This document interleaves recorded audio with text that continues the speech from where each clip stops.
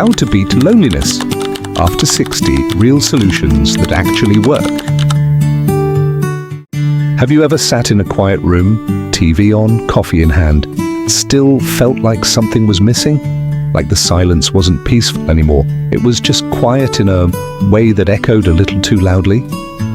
If you have, you're not alone. And that's exactly what we're going to talk about today. Loneliness. Not just the kind that comes from being physically alone, but that deeper kind. The one that creeps in even when you're surrounded by people. The kind that whispers, "No one really sees me anymore." The truth is, loneliness after 60 is more common than many people realize. Maybe the kids have grown up and moved away. Maybe your partner has passed, or friendships have slowly faded with time. And while there's no shame in feeling lonely, there is power in recognizing it and taking steps to change it. Because loneliness isn't just a feeling. It affects our health physically, mentally, and emotionally. But here's the good news, it's never too late to reconnect, to rediscover that sense of purpose, joy, and belonging. And today we're going to talk about real ways to do just that. So let's start with something simple but powerful, routine. You might be thinking, what does a routine have to do with loneliness? But hear me out. When our days lack structure, time starts to blend together. One day melts into the next and suddenly we feel adrift, like we're just existing, not living. A solid, meaningful routine gives your day a rhythm. It helps you wake up with something to look forward to. That doesn't mean your schedule needs to be packed. In fact, the most nourishing routines are often the gentlest. Maybe it's watering the garden every morning or going for a walk at the same time each day. Maybe it's calling a friend every Sunday afternoon. These small anchors give your life texture. They remind you that today matters, and so do you. Speaking of walking, let's talk about movement. You might not associate physical activity with loneliness, but it plays a bigger role than you'd think. Moving your body, whether it's a short stroll, stretching, or dancing around the kitchen, releases feel-good chemicals like endorphins. Those boost your mood, clear your mind, and give you that sense of energy and aliveness that's easy to lose as we age.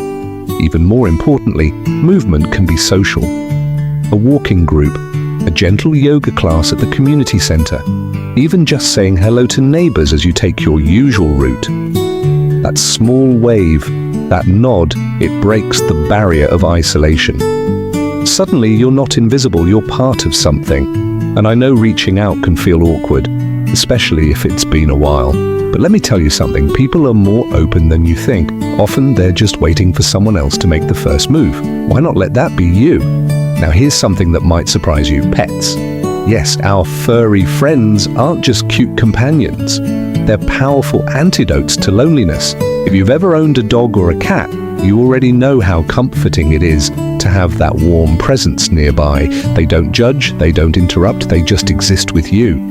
That kind of companionship does wonders for your mental health. Dogs especially can be a great bridge to other people.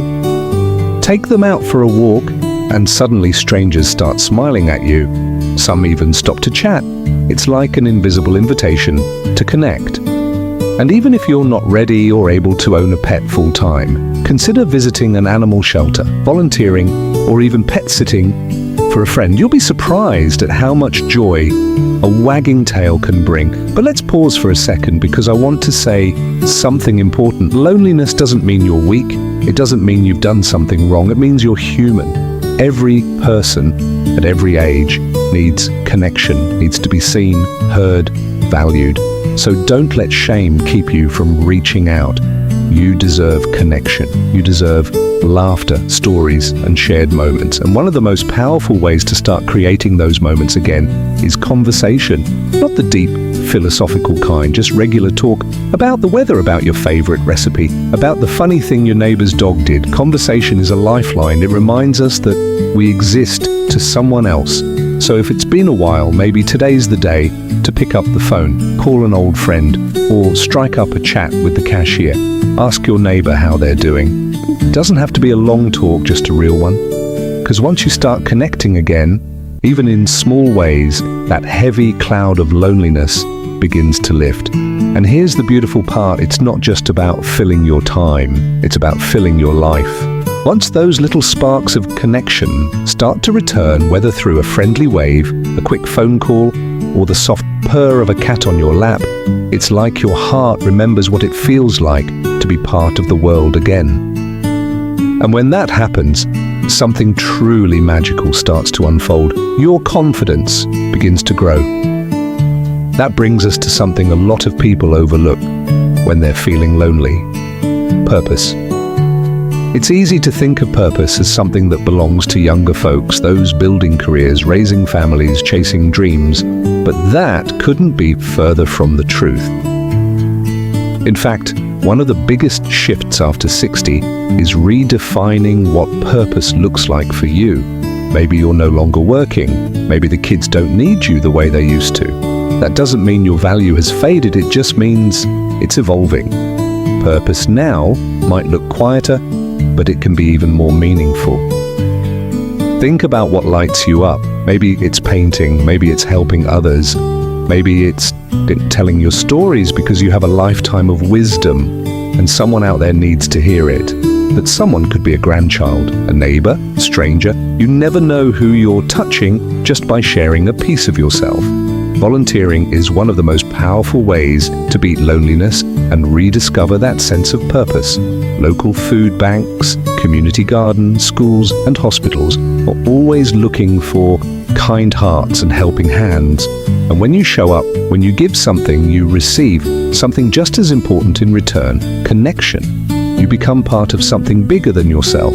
People start to rely on you, smile when you arrive, miss you when you're not there, and that feeling that you matter, it fills you up in ways you might not have realized you were empty. And it doesn't have to be some grand act of service. Even writing letters to people in long-term care homes or reading to children at the library creates impact. You're showing up. You're choosing presence over isolation. That's powerful. Now, before we dive in, if you're new here and haven't subscribed yet, I'd love for you to hit that subscribe button. We're on a mission to bring you science-backed, practical health tips like this every day. And trust me, you won't want to miss what's coming next. Let's also talk about something simple but often neglected: learning. It's funny, isn't it? When we're young, we're always learning. New jobs, new skills, new technologies. Then somewhere along the way, we're told we're set in our ways, or that learning is for the young. But here's the truth: your brain loves to grow no matter your age. And learning something new can pull you out of a lonely rut in incredible ways. Join a painting class, try out a smartphone workshop at your local library. Learn to cook something new. Not only are you keeping your mind sharp, but you're also putting yourself in places where other people are also curious, also starting fresh. And do you know what bonds people quicker than anything else? Shared struggle, shared laughter, fumbling together through something new. You don't need to be an expert. In fact, not being an expert is the fun part. That's where the stories are. That's where the smiles come from. And before you know it, you're not just learning, you're connecting. Of course, we also live in a digital world now. And for many seniors, that can feel a bit overwhelming. But technology, when used with intention, can be a bridge, not a barrier. Video calls, virtual meetups, senior forums, even apps made just for older adults. These are all ways to stay plugged in, especially if mobility or transportation is a challenge. You might feel intimidated at first, but trust me, it's easier than it looks. Ask a grandchild to show you the ropes, or check out community centers that offer tech support sessions. The learning curve might seem steep, but once you're over that little hill, you'll open up to a whole world of conversation and possibility. And you don't have to dive in all at once. Maybe start with one thing, say, a weekly video call with a friend, or joining a Facebook group for something you love, like gardening or classic films. There are thousands of others out there who'd love to hear from you. Now, I want to take a moment to acknowledge something real. Sometimes loneliness isn't just about lacking company, it's about grief, loss, change. Maybe your partner is no longer here, maybe someone close has moved away, or a friendship has quietly faded. That kind of loneliness cuts deep, and healing from it doesn't happen overnight.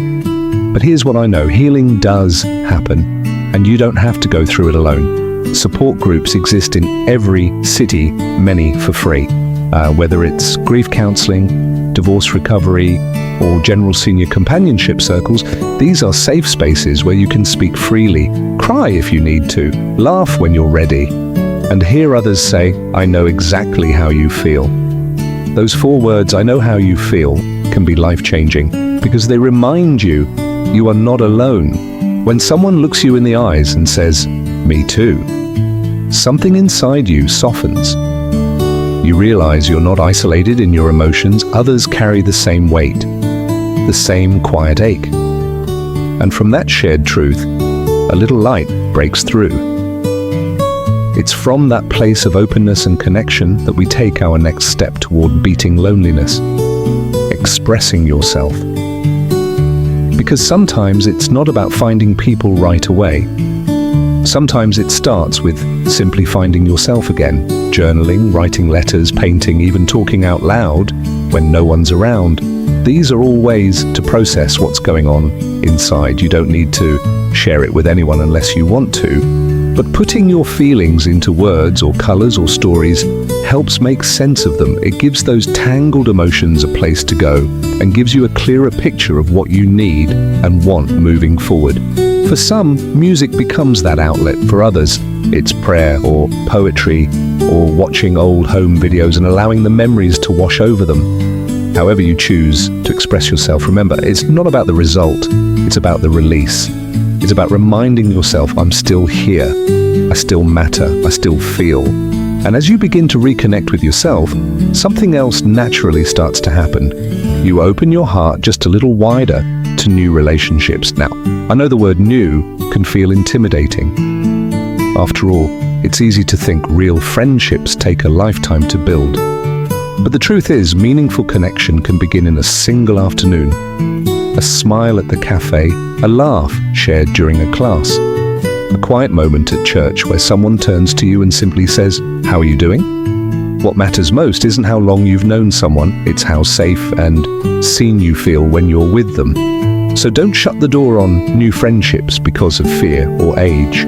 That coffee club you've been thinking about joining, show up once, just once. You might meet someone who changes your entire week, or you might not, but even trying is a win.